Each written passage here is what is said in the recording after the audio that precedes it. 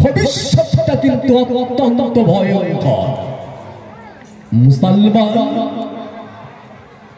এখনো পর্যন্ত যদি ঘুমাও, সচেতন না হও, তাহলে তোমার ভবিষ্যৎটা অত্যন্ত ভয়ঙ্কর।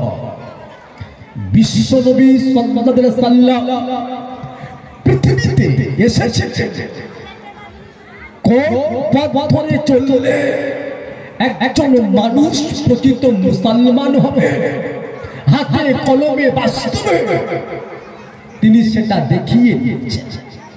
2025 শুরু হলো, দেখতে দেখতে আজকের জানুয়ারির 2 তারিখ মাইকের মাধ্যমে আপনাদের জানিয়ে দিচ্ছি,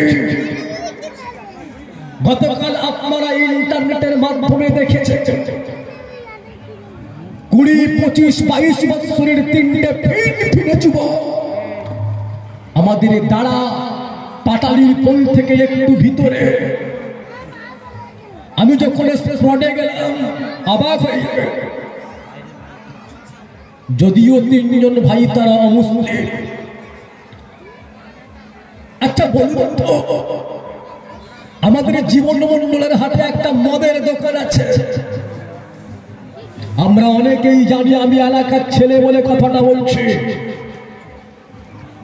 একটাই মদের দোকান, দোকান ব্লক হয়ে গেল,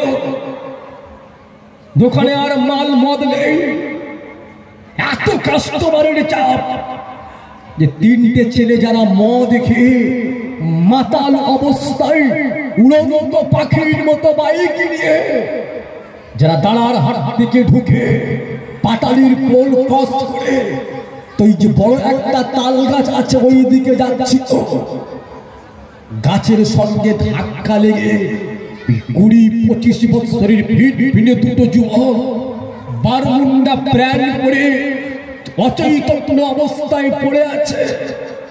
কেউ বুকের উপরে হাত রেখে, কেউ পেটের উপরে হাত রেখে চাপছে, একটু নড়বার ক্ষমতা নেই। 2টো তরুণ যুবক প্রাণ হারালো। একজন টাউ টাউ করছিল, টাউ টাউ অবস্থায় তাকে ধরে নিয়ে কলপাতালি করে নিয়ে গাড়ি করে নিয়ে যেতে যেতে তিনিও মৃত্যুবরণ করলেন। এলাকার কথা বলছে, এটা জাতির লজ্জা। মসজিদে মসজিদে জলসা হচ্ছে, মাদ্রাসায় মাদ্রাসায় জলসা হচ্ছে, ক্লাবে ক্লাবে জলসা চলছে। আবার প্রশ্ন আমাদের কাছে, এলাকায় মদখোর বেড়েছে না কমেছে? গাঁজা করে বেড়েছে না কমেছে? ব্যথার কথা। অনেক ভাইয়েরা বলে, সাইফুল ভাই মাইক ধরলে মদের কথা বলো, গাঁজার কথা বলো। আল্লাহর কসম, আল্লাহর নবীর জামানায় একজন সাহাবী মদের বোতলের ছিপি খুলেছেন, এক ভোগ মদ মুখের ভিতরে নিয়েছেন, ঢোক মারবে। কোরআন শরীফের আয়াত অবতীর্ণ হলো, আল্লাহ পাক মদকে তোমাদের জন্য হারাম করে দিয়েছে। মদখোর গালের ভিতরে আঙুল ঢুকিয়ে দিয়ে মদটাকে থুকিয়ে ফেলে দিয়েছেন যে আল্লাহ যেটা হারাম বলেছেন সে জিনিস মুখে দেওয়া যাবে না। মুসলমান হারামকে বুঝলে না, হালালকে বুঝলে না, বুঝবে কবে?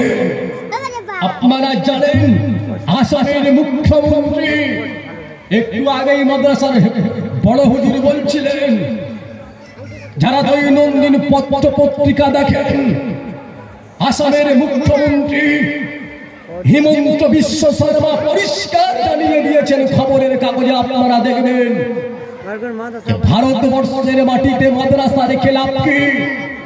পরিষ্কার আমার কাছে তার প্রুফ আছে, ছবি সহ, আল্লাহর কসম ছবি সহ প্রুফ আছে।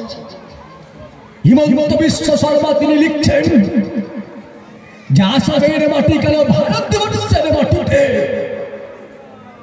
আপনারা জানেন যে ভারতবর্ষ স্বাধীন, ভারতবর্ষে বসবাস করছে গণতন্ত্র রাষ্ট্রে।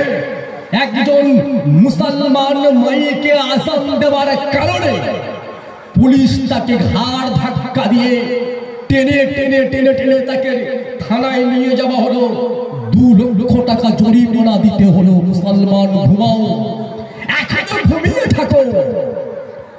যে স্বাধীন ভারতবর্ষে বসবাস করছে, গণতন্ত্র রাষ্ট্রে একটাই অপরাধ যে আমি আল্লাহর শ্রেষ্ঠত্বের আওয়াজ দেওয়ার পরিপ্রেক্ষিতে দিল্লির পুলিশ প্রশাসন ইমামকে পাকড়াও করে ধরে নিয়ে জেলের ভিতরে ঢুকিয়ে দিল।